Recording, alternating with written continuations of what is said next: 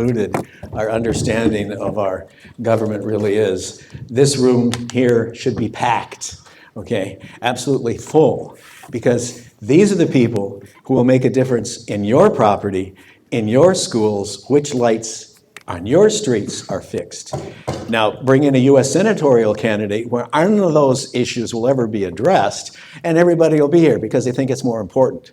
In reality, the most important people that we elect are right here, okay, in our city council and in our way of life, and the things that our kids are going to have to enjoy, to grow families. So I know I'm preaching to the choir because you're here, but you're not a very big choir. So spread that message, okay, to your families and to your friends and to your businesses, that this is where the rubber meets the road, and it is important. So I also appreciate the candidates being here today, and the newcomers who I've just met. I need to ask, do you pronounce your name Grieme? Grieme, yeah. Grieme. Grieme. Grieme. Grieme. Grieme, Yes. okay. Nice to meet you, and thank you for throwing your hat in here. Thank you. It's an intimidating thing. We'll try to make it as easy as we can. The rules of engagement are going to be, well, you probably already know this, but Kenai has a unique voting system, and that is they are not running against each other for a seat. They are running for the council as a whole. The top two vote getters will win those seats, like in America's Got Talent, one will be going home and two will be going to the council. If you're a strategist and you want to only vote for one, that's like voting twice for the same person because it's the total number of votes. So that's what'll happen, but it also makes for a nice forum because they're not going for the same seat. They are going for the same city council and answering the questions of the same issues. Okay, we will have 2-minute opening remarks, and then I have a series of questions here, and we'll give each of you 60 seconds to reply. Your timekeeper is Natalie, and she's got a little yellow sign there, and that'll let you know that you've got about 15 seconds before she puts up the dreaded red sign, at which time I will interrupt you and move on to the next question. So we appreciate you complying with that. And now we will start with our first opening remark from Victoria Askin. Victoria, please. Are we on? No. I pushed the button. No, you are. Get very, very close to the mic. Okay, thank you, Merrill. I'm Victoria Askin. I'm running for re-election for my second term on the city council. I thoroughly enjoy my job, and I pledge to continue to represent our citizens to the best of my ability. I'm a 40-year resident of Kenai. My husband of 40 forever years. He says it doesn't feel like over 50. Raised our 4 children here, and this is our home. So I'm asking for your vote, as my sign says. I'll be asking the questions, though, today, and you'll be giving the answers, okay? And let's go to Grieme Bridget.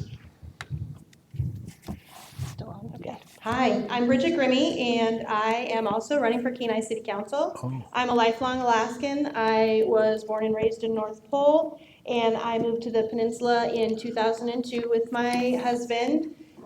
We've been married for almost 28 years. We have 2 adult children that we raised here in Kenai. They participated in scouts and sports and all the activities that you can sign kids up for to keep them busy here in the Kenai. Both graduated from Kenai Central High School, and both of our children have chosen to return to Kenai and make the peninsula their home.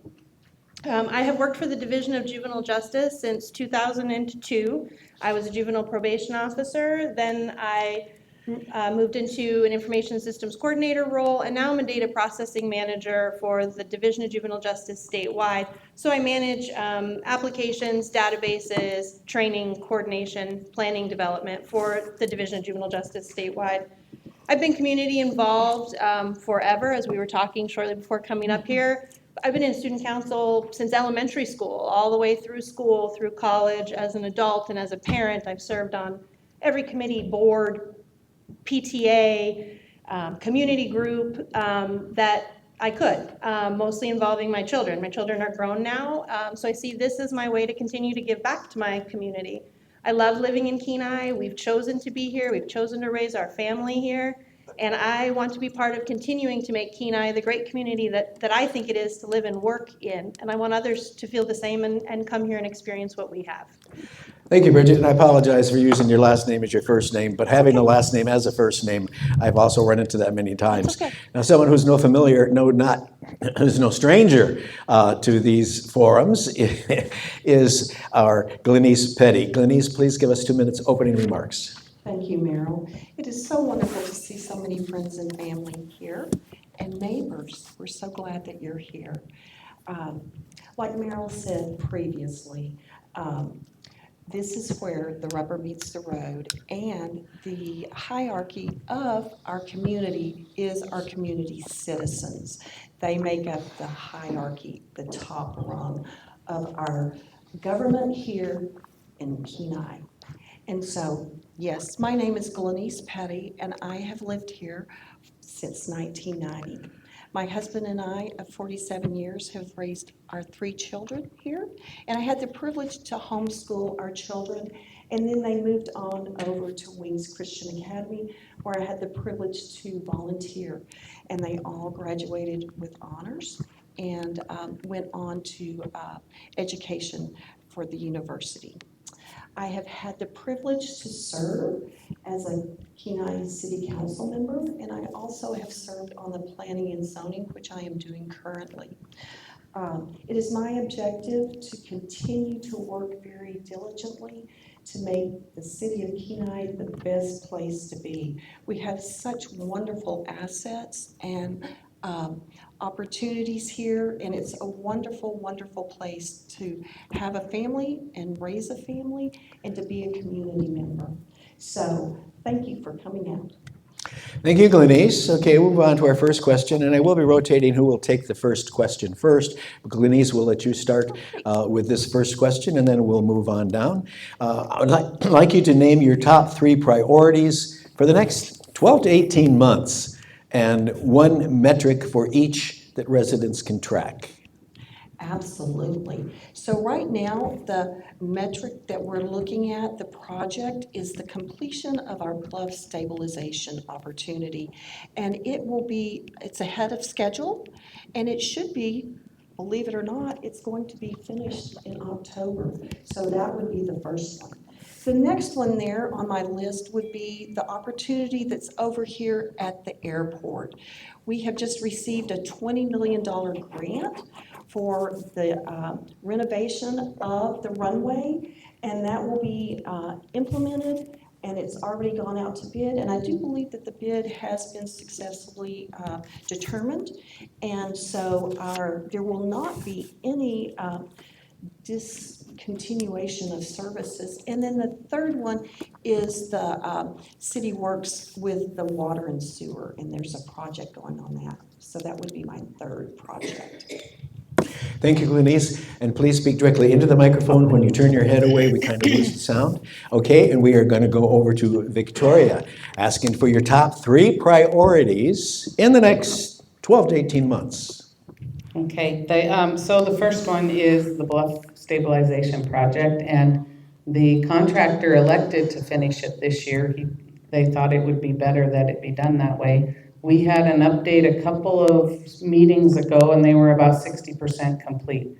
It's a pretty awesome project, and it's gonna, I think, tie in a lot with possibly a boardwalk and a walkway or trail along the river.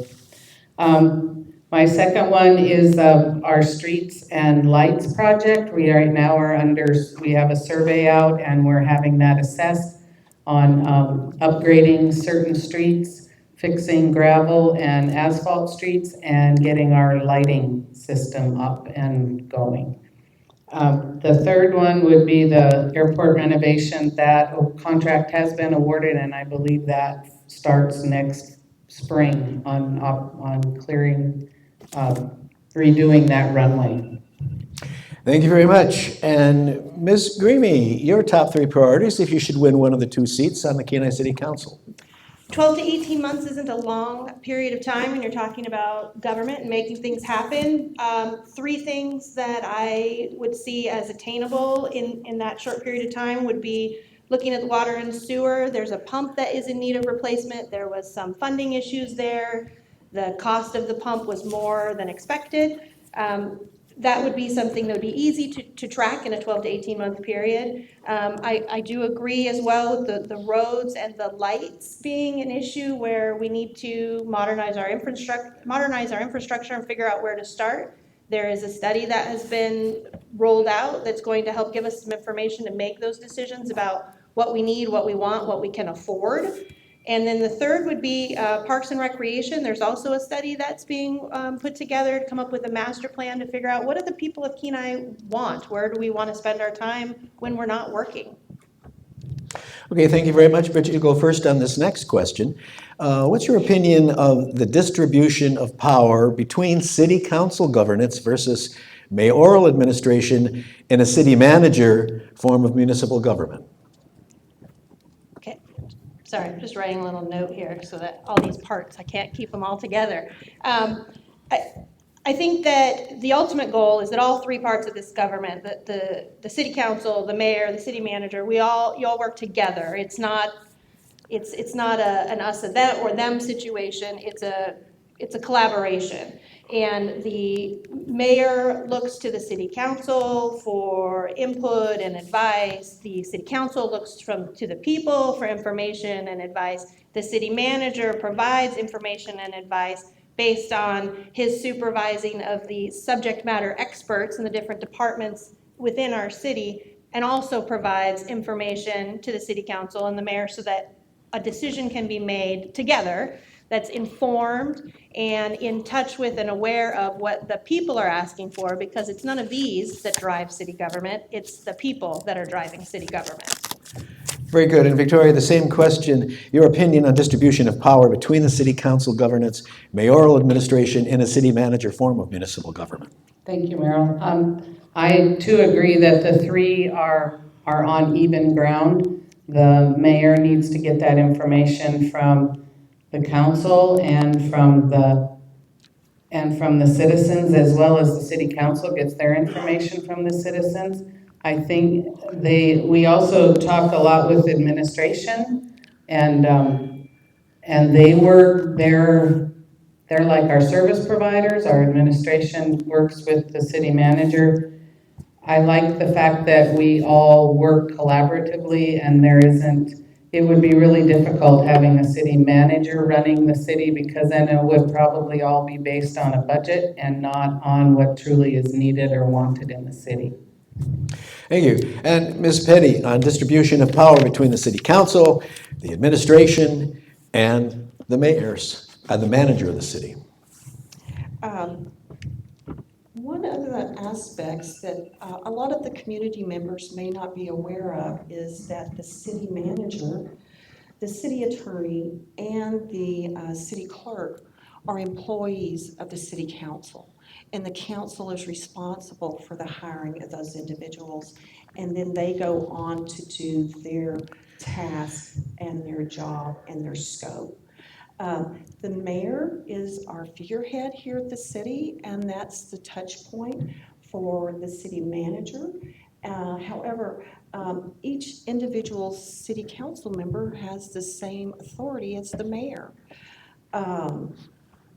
The city manager is responsible for the hiring that goes on with the department heads, and I feel like that it's a very, very wonderful method with which to regulate the power of the city here, and it has great accountability, and you know who is accountable for what.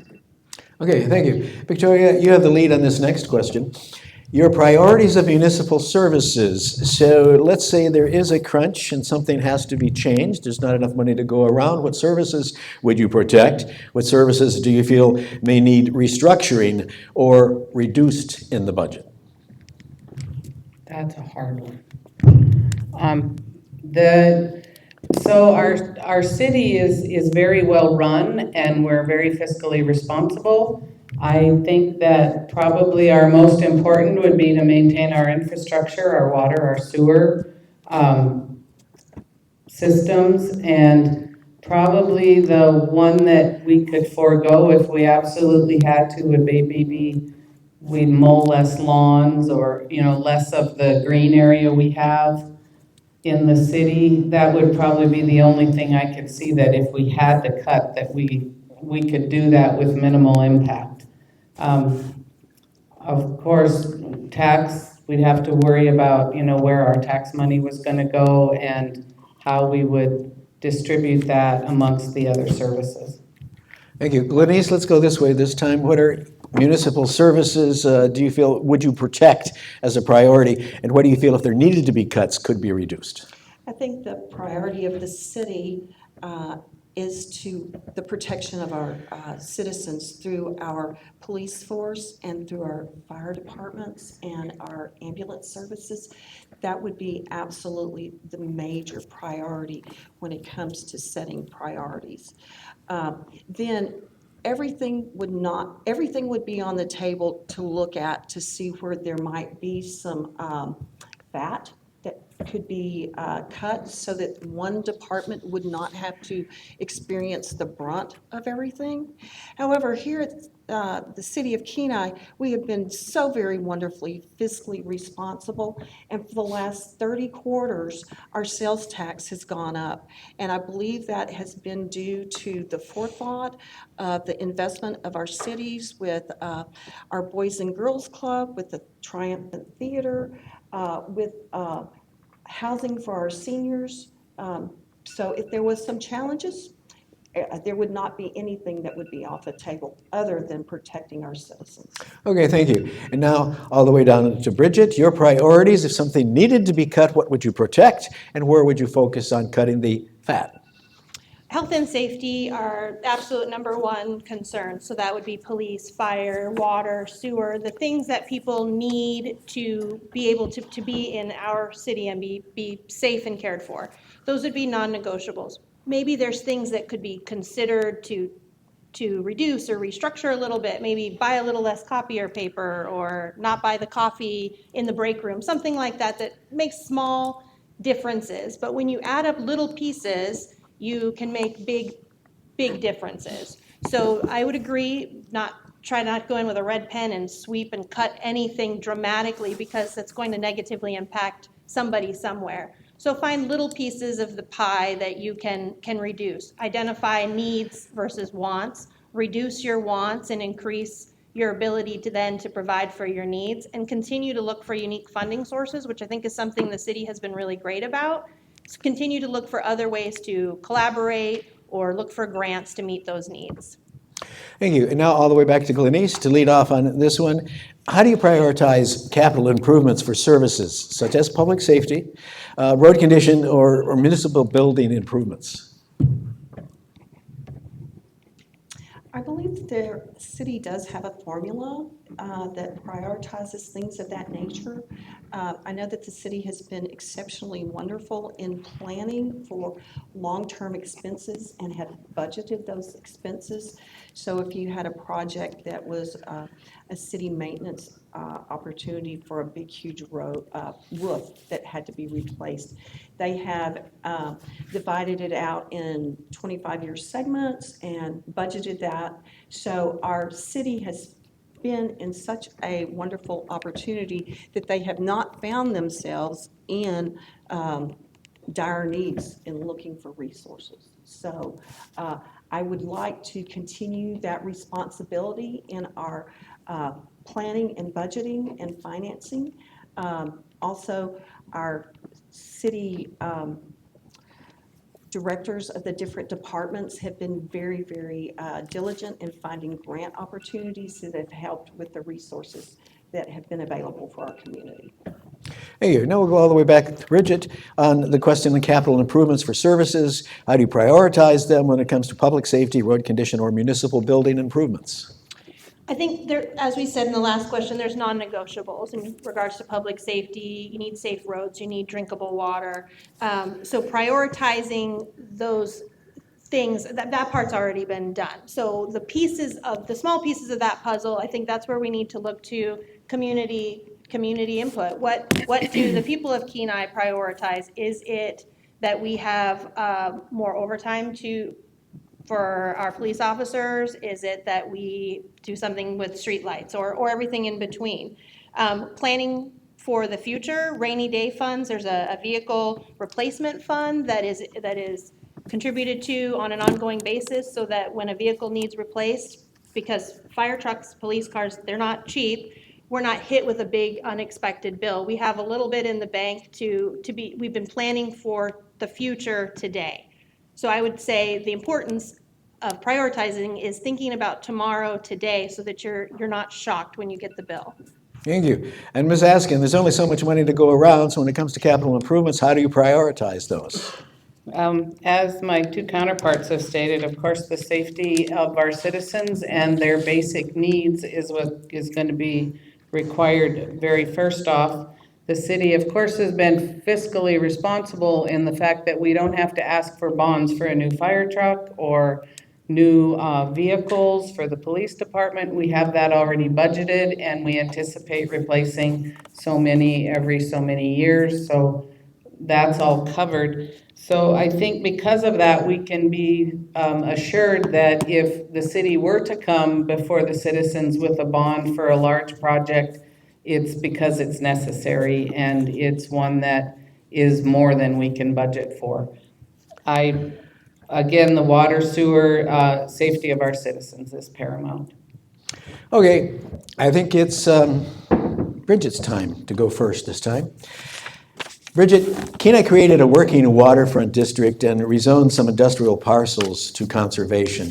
What's your vision for the waterfront, and what zoning guardrails might be necessary to be implemented?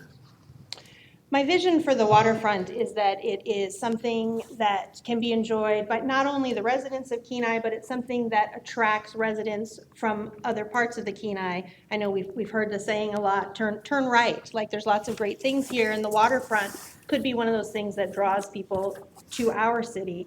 And not only would it be to view what Alaska has given us for free, but also ways to implement and motivate business owners to put businesses here, to invest here, so that it is something that can be enjoyed by everybody. If your husband comes here on a fishing charter, he brings the wife along, and maybe she wants to hit some shops on the waterfront, spend a little bit of money. Maybe if you're walking your dog on the waterfront with your kids, there's an ice cream shop and you can spend a little bit of money as well. So ways to appeal to everybody with the one project. I'm gonna switch mics and see if the fuzzy stops. Thank you. I'm just gonna see if that makes a difference.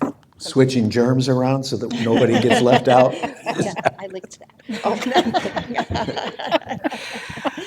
Okay, now let's see, we should be with, okay, oh, you haven't answered it, have you, Glenese? Neither has Victoria. Okay, the question is on the waterfront, zoning guardrails maybe to protect the necessary other businesses might be implemented. What is your vision for the waterfront?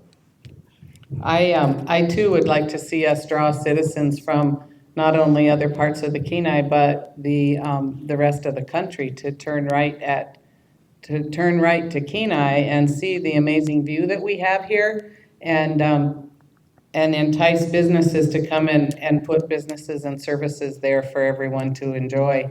We have a pretty unique scenery, and we have Mount Redoubt and everything. The city only owns like 13% of the property down there, so this is definitely a vision with our businesses and local merchants. Okay, now we're to Glenese, and your vision for the waterfront and what zoning guardrails might need to be necessary to be implemented. Well, I do know that since the feasibility study was completed, there was some opportunities of planning and zoning that updated the planning and zoning so that it made it more advantageous for our private sector to come down there and make this vision a reality. That vision down there is a multi-million-dollar view that so few of us get to experience. And that is a view that I think that would be world-renowned.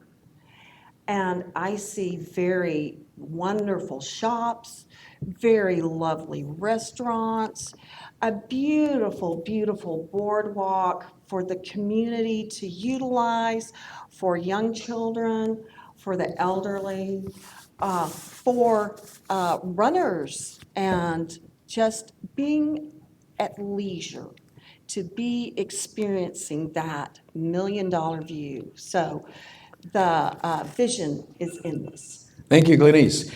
Okay, Victoria, you're up first time on this one.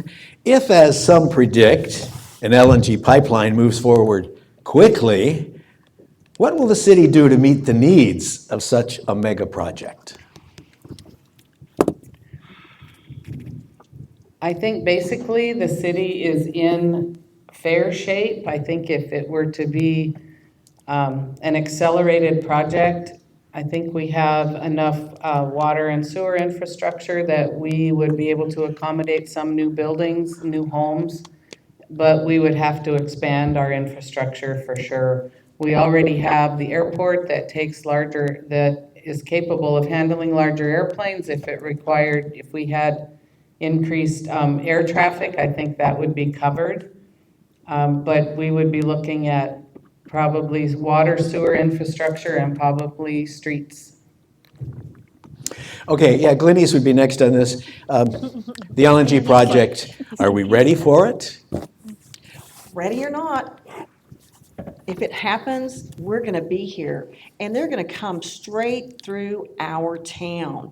And I would also like to see if our state might want to see if there might be some alternative opportunities for road construction that might make it more convenient for these big, huge, heavy equipment opportunities of trucks and such as that, so that they're not coming straight through town. But the way it is right now, they're coming right through Kenai. They're coming straight through town.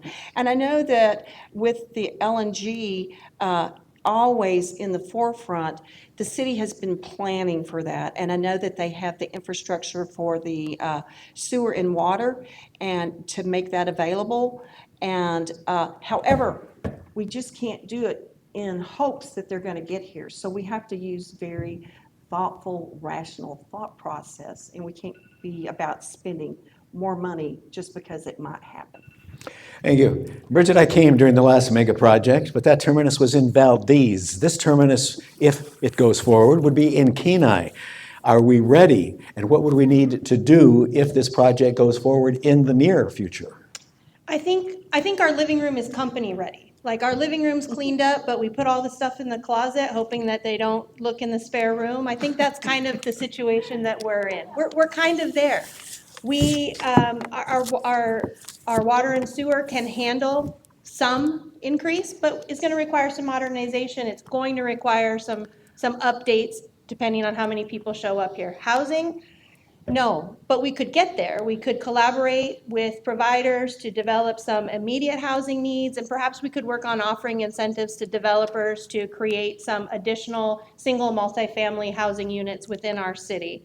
The airport runway project, I think our living room and maybe our spare room's looking pretty good there. I think we are ready to have guests, and the project that is slated for the upcoming year is definitely going to be able to handle the additional traffic that would come with the LNG plant. So I think we're there, and I think as long as we keep looking about for tomorrow while making decisions today, we'll get there. Okay, thank you. Glenese, this is kind of a follow-up project, because one thing I remember is that anybody who came back in '74 was homeless because there were no homes available to rent or whatever. So we were all living out in tents and camping out until we could build something out of beetle-killed trees. If this mega project goes forward, what kind of support to create low-cost housing within the city would you support? Well, I know that with a project of that size, there would be a substantial amount of workers that would be coming into our community here.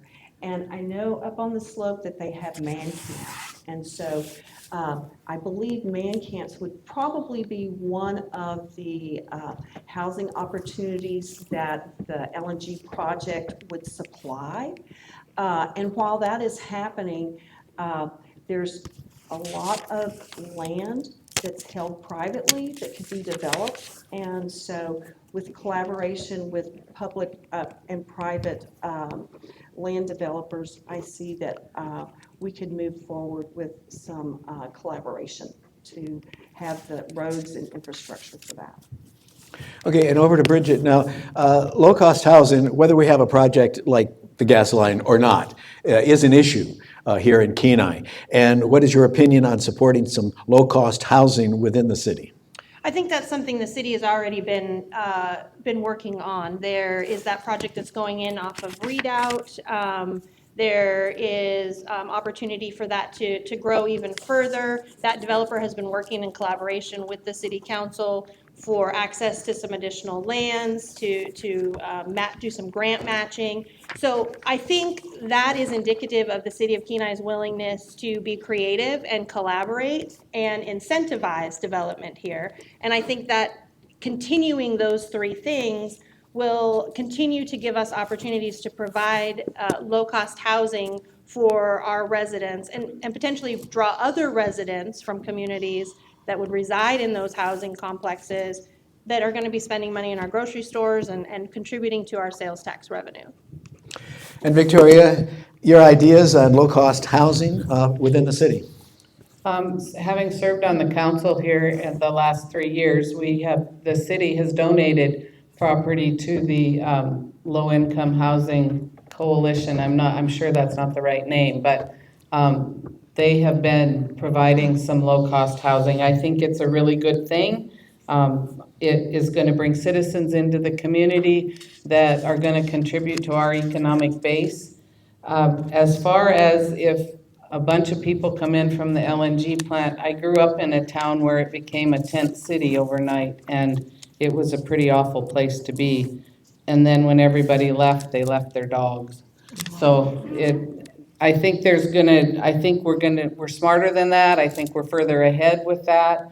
And I think man camps being brought in temporarily and our private land developers and having City of Kenai land available for development is going to be key for that. Thank you.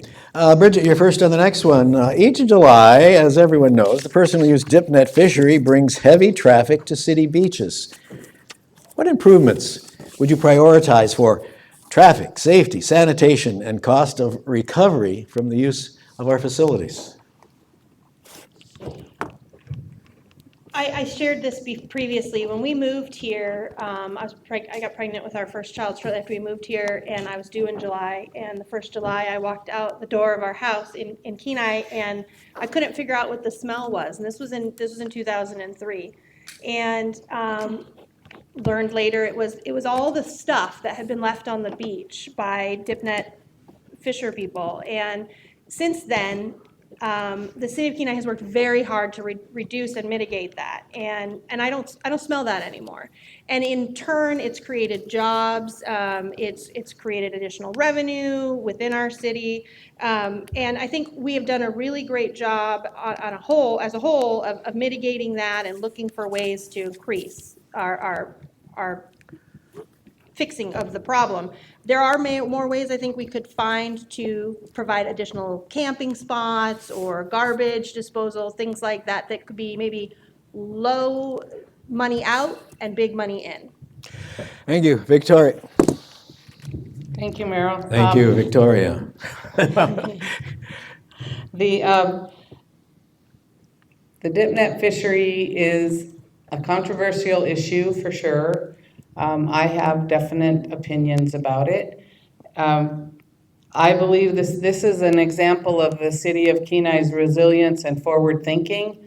We have improved every year in managing this project that got dumped in our laps, much to our chagrin. I don't think we were looking for it.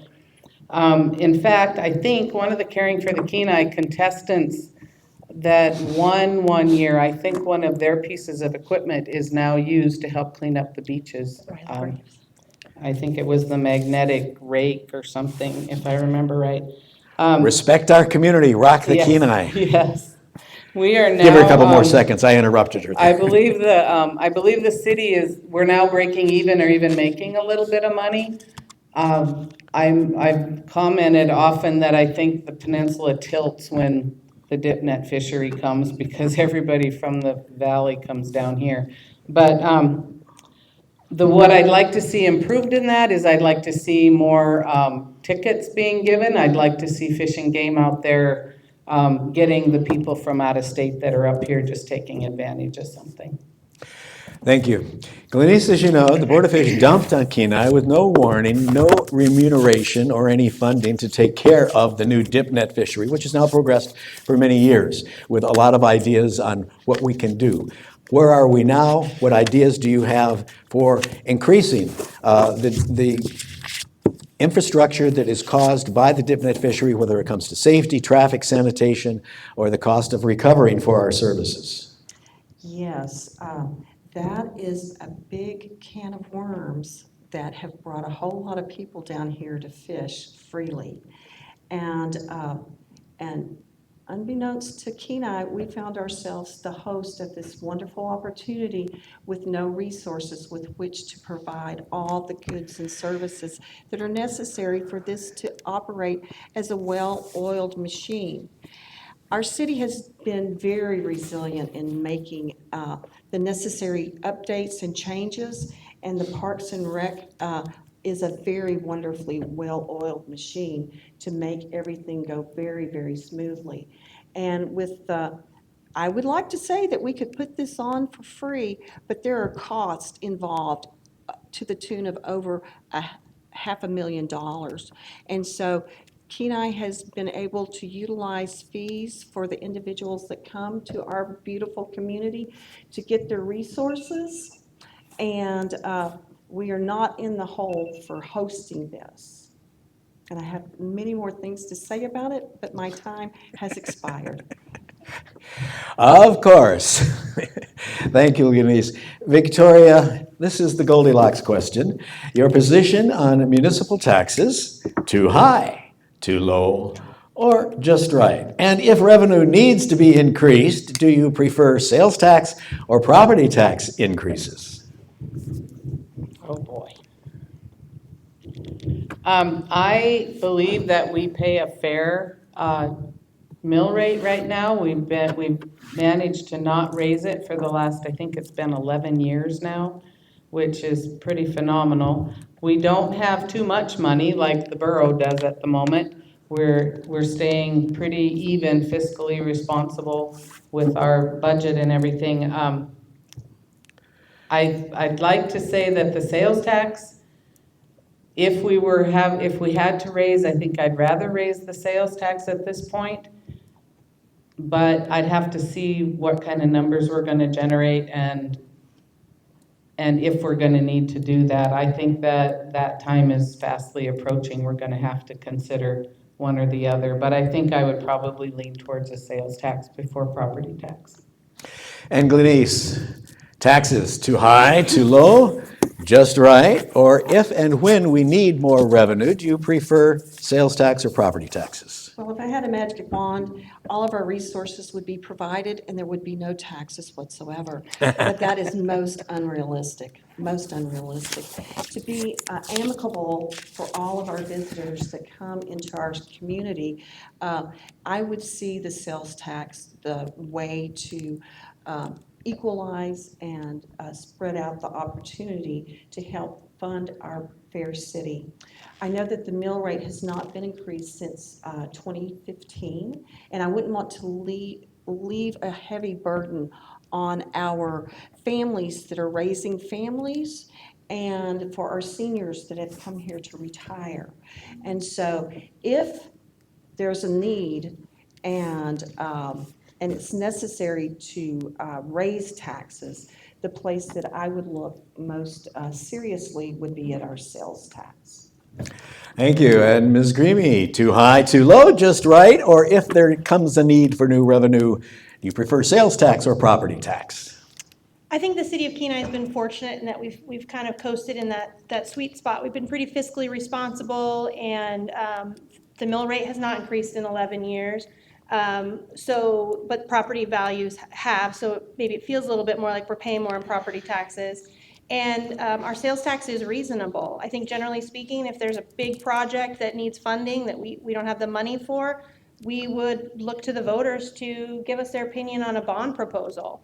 If I had to choose between one of the two, I would lean more towards the sales tax to avoid an increased burden on property owners, especially as we increase multifamily housing units, rentals, low-income housing programs.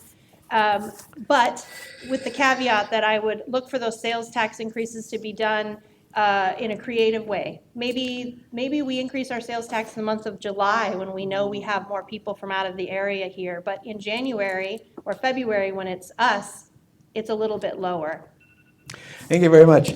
Glenese, in the mayoral debate, I think the focus got on the chicken issue, and they missed kind of the meaning of that question, which is, beyond chickens, what's your philosophy on code enforcement, on such things as junk vehicles, noise, and other code infringements? Having spoke with the city attorney, the code enforcement is enforced with a complaint. And so we do not have someone that's out there looking to count your chickens, looking to see how many derelict cars you have. However, if you find yourself as a citizen and have an issue, I would suggest very highly that you let us know so that we can address the issue.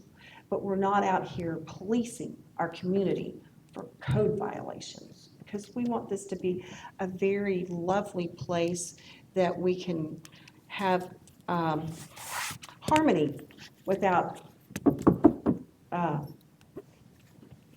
tattling on your name. You're not going to call on the National Guard? Okay, let's go to Bridget. That was a joke, everybody. You can there, and that's what I was looking for. It's a little bit of laughter. Bridget, beyond the chicken issue, your philosophy basically on code enforcement, such as junk vehicles, noise, too many political signs in Bannock's yard, whatever it is, what is your philosophy on how it should be enforced?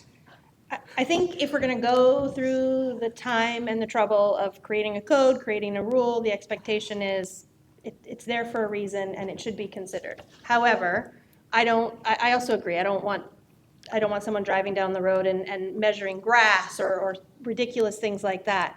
Our current system is a responsive one. Somebody calls and makes a complaint, and then it is the onus of the city to investigate that and figure out where the problem is.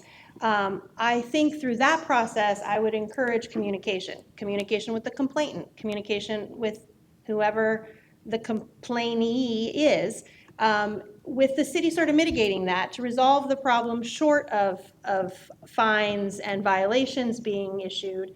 The idea isn't that we are all against one another. We're neighbors, and good fences make good neighbors. So maybe working together to repair the fence, with the city mitigating that a little bit to help out, would resolve the issue short of hurt feelings and upset. Thank you. And Victoria, on code enforcement of code violations. I know that right now we are a complaint-driven program, and I don't particularly have a problem with that. I would like to see more communication. I do know that our planning and zoning department, when they do deal with an issue, they tend to work with them instead of it being an us versus them situation, which I think is imperative. I don't want us to be run like one of those militant HOAs where, as Bridget says, they measure the grass and all that silly stuff and won't let you paint the house a certain color. But I like the way we're doing it now, but I'd like to see the complainant and the offender, I guess, if you want to call it that there can be some open communication and minimize hard feelings. Thank you. Bridget, you're first on this next one. What are your ideas to incentivize small business development in our all-America city? I think In order to incentivize small businesses, we have to have a reason for them to be here. Money, it all comes down to money, right? So people need a reason to come here, and then they're going to stop and shop. We need to invest in ourselves. So if we don't believe that we're worth investing in and we're not spending our money here, then how are we going to motivate somebody else to spend their money here? I think one of the biggest things we can do is use the free tools we have. Social media, for example, putting on blast with, like the chamber did yesterday, or visitor center did yesterday about the burger boat. I mean, there was, day before yesterday, there was a line all the way across the parking lot in the pouring rain because we are telling the whole world, hey, look at this cool thing that we can do here. Look at this cool thing that's happening here. You should come and participate as well. So I think being our biggest cheerleaders is the first step, and it's free. Victoria, your ideas on incentivizing small business development in Kenai? I really like the idea of our enforcers, our building inspectors, our code people, that they work with our businesses, that it not be an adversarial situation. I saw the post that Bridget was talking about, and I have friends who affectionately call that the bitch, whine, and moan page, and sometimes that is what it is, but it's always nice to see the positives that come out, and that we're able to sell the good things that are happening in our community. Again, we do need to motivate people to shop here, and I think having the variety of shops that we do, we can only increase on that. Okay, Glenese, if I want to start a small business, why should I come to Kenai? Ideas on what would draw me to Kenai to build my business here and not somewhere else.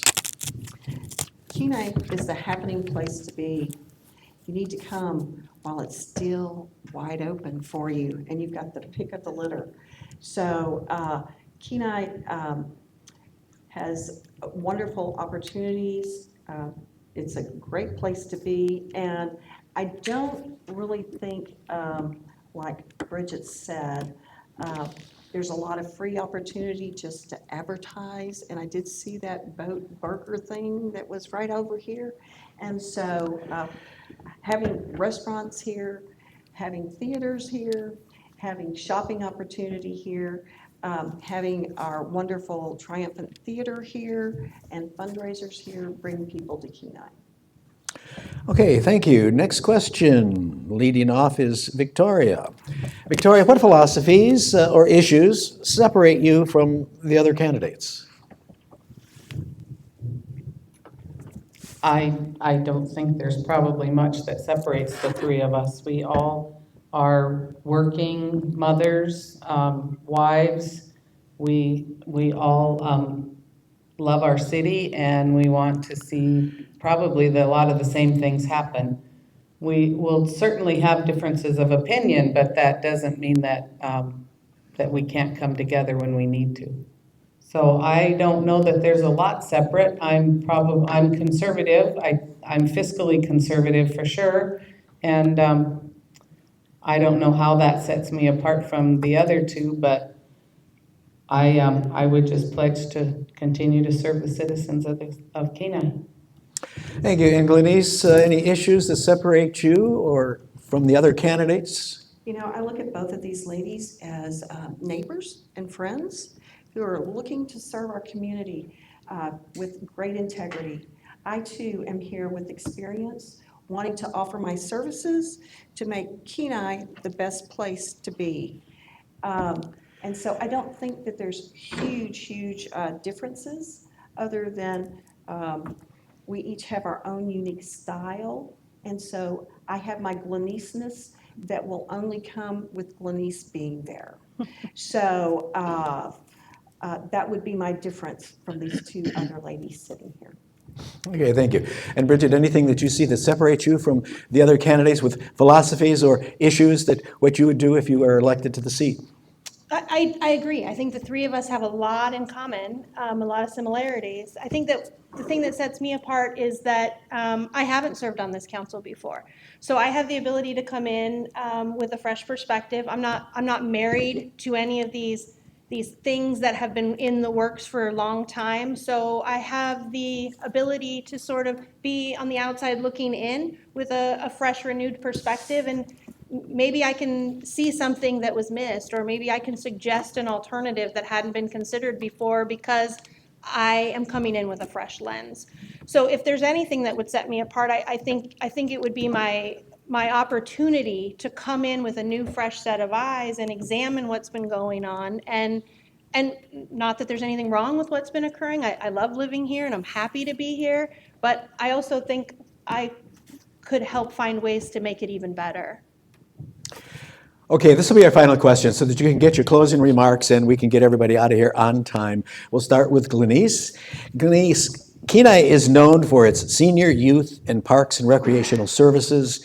What are your ideas to make these services even better? These are the things that won us the All-America City Award twice. Do we need to improve them? Do we need to maintain them? I think that we need to build on what we have already established.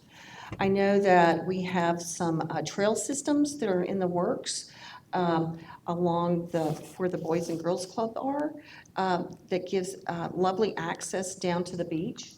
I know that I was speaking with the former mayor, Williams, and he has brilliant ideas about how to, now that the bluff stabilization opportunity is coming to fruition, that we can have more senior housing for our seniors. Right now, if we had a duplicate vantage point over there, it would be completely filled because of the waiting list and still have a waiting list. With our Boys and Girls Club and with our Triumphant Theater, with our dog park, these are all wonderful benefits that enrich our lives here as community members. And so I would want to build on what we have already established. Thank you. And Bridget, the same question. Kenai is known for its services to senior, youth, and our park and recreational services. What are your ideas to make these services even better? I agree. We've got great opportunities in Kenai for seniors, for our youth, through Parks and Recreation. But I think that they tend to be a bit compartmentalized. So I would suggest looking for ways to close the loop and connect those dots. Like, how can those three things be working together? Can we work on a mentorship program for our youth? Could be enjoying the trail system or the parks with a senior who doesn't get out often? Could we work with the schools to help with the upkeep of certain trails? I know we've done different things over the years with Kaleidoscope, with the don't dump here, the drain goes to the stream. My son did his Eagle Scout project with the trails. So finding ways to connect the dots so that all of our different groups in Kenai can enjoy those things together, I think would be the one missing piece of those things. And Victoria, the pillars of our community, senior, youth, and parks and recreational services. Any ideas on how to make the services even better?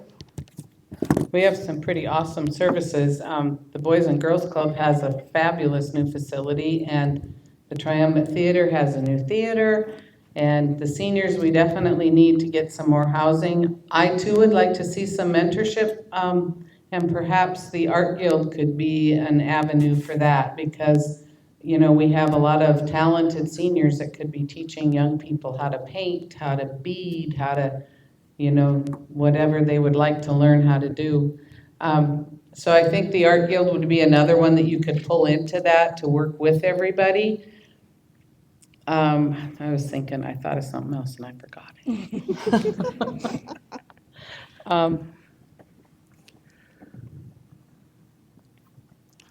All in, all done? Yeah, I'm done. Okay, let's go to our final closing remarks. And thank you all for answering the questions. These are the last ones I'll be asking, okay, as for your closing remarks.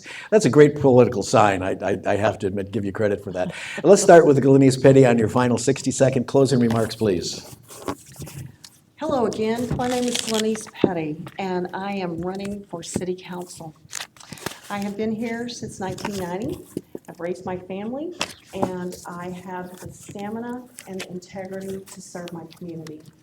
My community members are my bosses, and so I'm asking you for your vote, because it's only through your vote and your participation that we can lead this city to bigger and better and brighter things. We have the riverfront, beautiful view down there. We have our seniors. We have our community with the recreational opportunities. We have the parks and recs that are endless. And then we also have our beautiful beaches.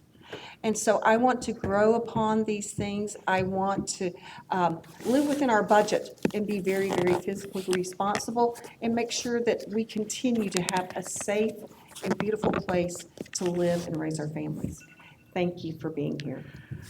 And Victoria, your closing remarks. You sure that's not short for Askinski? I'm pretty positive. You're pretty positive? Okay, just checking. 60 seconds to close, please. Thank you, Merrill. I too believe we've got the best of everything in our city. We have a phenomenal senior program, kids programs.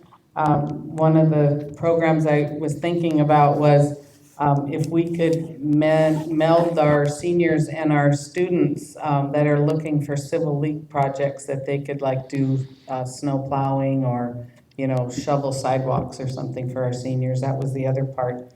I am especially proud of everything that's been accomplished in this city, and I would really like to continue working with our council and our mayor and our city administration and you, the citizens, in bringing new ideas and making it even better than it was before. And Ms. Grieme, your final remarks, please. I love living in Kenai, and I want other people to love living in Kenai and being in Kenai. I am a public servant professionally and personally, and I have been for as long as I can remember, and I see this as my opportunity to continue to be a public servant for my community and to be part of continuing to make this a great place to be. I had shared before, my dad always said, if you're not part of the solution, you're part of the problem. And I want to be part of the solution. I think that Kenai is kind of a hidden gem. And part of me wants to keep it secret, but part of me wants you to come spend all your money here too. So I think it's a great place. And I am a strong advocate for seniors, municipal services, responsible economic development.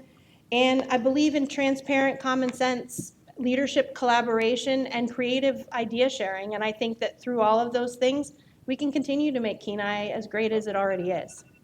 My thanks to you for coming today. Appreciation for these candidates who are willing to jump into the system that has caused great sacrifice for us to have here. So let's give them a round of applause, and thank you very much.